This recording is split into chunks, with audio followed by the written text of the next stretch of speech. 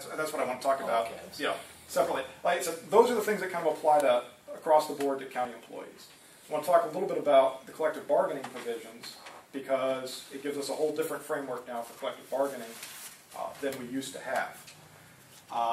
And I think most people will tell you, if they're being honest, you know, whether no matter which side of the table they sat on the collective bargaining, is that the collective bargaining provisions in the state of Ohio needed to be changed.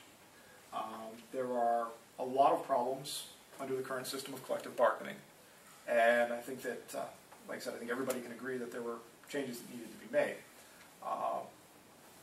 And when you look at what the state has done under collective bargaining, I think it's a mixed bag in terms of Senate Bill 5. You know, what you've gotten and I think particularly in the short term, as we'll talk about, I think that there's going to be some issues with the new process that they've put in place.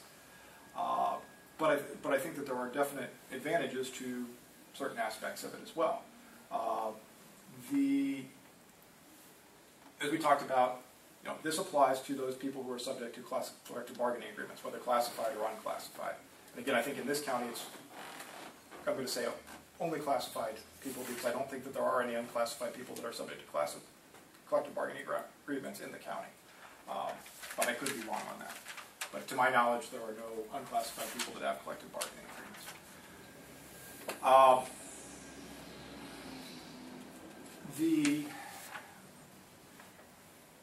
Previously, for one thing, one of the things that's changed is the process for layoffs under Senate Bill 5, which is a product of collective bargaining. Or actually, this is true for even the people who are not subject to collective bargaining. And that is that the typical way that you determine who gets laid off in a public employee situation when we're talking about classified employees is through the calculation of retention points. And historically, retention points have always allowed an appointing authority to have a component of those retention points that was related to essentially the employee evaluation and the employee's performance. What Senate Bill 5 does is say, rather than making that permissive, they're making it mandatory. That now a portion of those retention points have to be based on performance. The reason the legislature, I think, made this shift was typically, as an attorney, I would have advised an appointing authority previously not to include performance as part of calculating the retention points because you're buying yourself more employment challenges. When you do it strictly based on seniority, you know, the calculation of retention points is essentially strictly mathematical. You know, how long have you been here? How many points have you earned? And based on that, you can determine a layoff list. That's less subject to challenge. You start adding subjective factors such as performance into it. Now you're more likely to have challenges.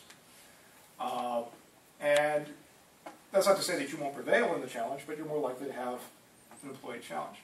Under SB 5, now you're going to have that mandated process of including those performance factors. And the way it's set up is that the Department of Administrative Services is going to determine what those factors are, or what that formula is. Now you can negotiate through your collective bargaining agreement to adopt a different standard than the Department of Administrative Services, but again, for those who are not subject to collective bargaining, the Department of Administrative Services formula will prevail. And this is, I think, one of those gaps in SB 5 because it doesn't say what happens if you're doing a layoff once SB 5 becomes effective, but before the DAS has set the formula, which this county may very well find itself in because, you know, we know that we have a sales tax issue on the ballot in November at the same time SB 5 is. And we don't know, based on the outcome of that, we know that there's going to be cuts, but we don't know, based on the outcome of that, how deep those cuts are going to go.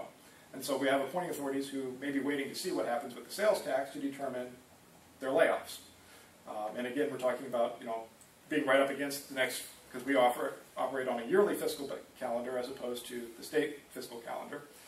So now we've got that compressed time frame at the end of the year where public appointing authorities are going to be deciding, you know, who they have to lay off and they're going to have to do so quickly. And we may fall into that window of Senate Bill 5 becoming effective, but we don't have the guidelines from DAS yet onto how to calculate retention points, which is going to be potentially an issue. Hopefully, now that with the referendum, DAS has some built-in time, hopefully they'll have them ready to go as soon as SB 5 becomes effective, but we have, again, that's something that's out of our control. But again, now you're going to have,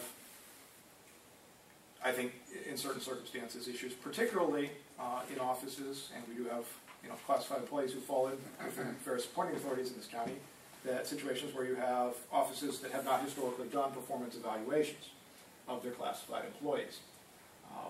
And now, they're going to have to assess these points based on performance without a paper trail for which to do it, which in some cases, opens you up to, again, potential challenges and additional litigation in terms of who the proper person to be on that layoff is.